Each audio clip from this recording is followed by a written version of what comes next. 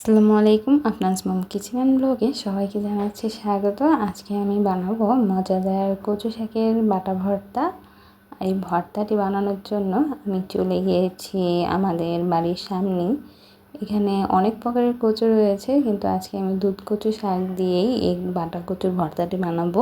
আমাদের বাড়িতে প্রায় অনেক প্রকারের কচু গাছ রয়েছে, যেমন দুধ কচু, মান কচু, কাঁকরোল কচু, তারপর দেশি কচু।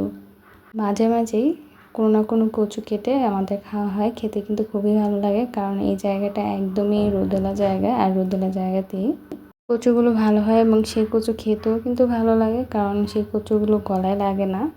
তো আমি দুধ কচু গাছ থেকে দুটি বড় বড় দুধ কচু পাতা কেটে নিয়েছি, তারপর বাসায় এনে প্রসেস করে নিয়েছি, তারপর ধুয়ে একটি কড়াইতে দিয়ে নিয়েছি অল্প পরিমাণ পানি সহ। তারপর এখানে দিয়ে দিয়েছি রসুন, কাঁচামরিচ এবং স্বাদ অনুযায়ী লবণ। তারপর এই সবগুলো উপকরণকে একসাথে খুব ভালো করে সেদ্ধ করে নেব।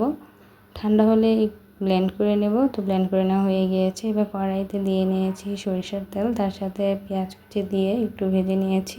তারপর বেটে নেওয়া দুধ কচু শাক, রসুন এবং কাঁচামরিচ এর মধ্যে দিয়ে কিছুক্ষণ রান্না করে নিচ্ছি। পানিগুলো একটু শুকিয়ে আসলে এর মধ্যে দিয়ে দিতে হবে শুকনো মরিচ। ঝালের অনুপাতটা নির্ভর করবে আপনাদের টেস্টের উপর। তো আমি কিন্তু আগে শুকনো মরিচগুলো তেলে উঠিয়ে রেখেছিলাম, এবার ভেঙে এর মধ্যে দিয়ে দিচ্ছি। বাটা কচু ভর্তার মধ্যে সবচেয়ে পছন্দের উপকরণটি হচ্ছে লেবু পাতা। এই লেবু পাতা দেওয়ার ফলে ভর্তার স্বাদ কিন্তু 3 গুণ বেড়ে গিয়েছে। মজাদার কচু পাতার ভর্তাটি কিন্তু হয়ে গিয়েছে। তো এবার আমি পাত্র থেকে উঠিয়ে নিচ্ছি এবং সেই পাত্রে কিছু ভাত মাখিয়ে খাবো। তো রেসিপিটি আপনাদের কেমন লেগেছে তা আমাকে অবশ্যই কমেন্টস করে জানাবেন। আল্লাহ হাফিজ।